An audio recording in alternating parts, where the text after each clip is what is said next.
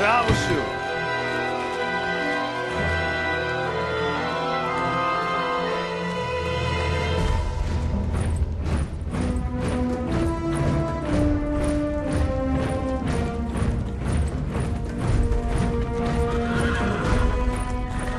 از این عیسی ببردیدی پیلاتوس ورژه که ایت جبهترین رومی فرمانداران بود و ایت عالم مردمان محکوم بکده بود که صلیب سر بکشته ببید.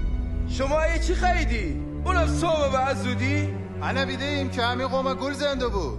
معبد سهل درول آشوب به پا بکده. چطور اونو مجازات کنیدی؟ اونه رو حکم بکن. جرمی نکده که بخواهیم اونو محاکمه بکنیم. اون مردم آنتری کدی که روم دولت نوستی مالیات فدن و ادعا کنه که مسیح یعنی پادشاهه. پادشاه؟ تو یهودیان پادشاهی؟ خودتان گیدیسم.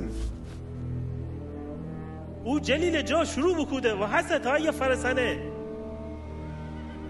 جلیل جا اون استان جلیلشینه؟ حالا که اتویه اونو ببرید هیرودیس ورجه. هنو اورشلیم ایسه؟ ببرید اونو ورجه.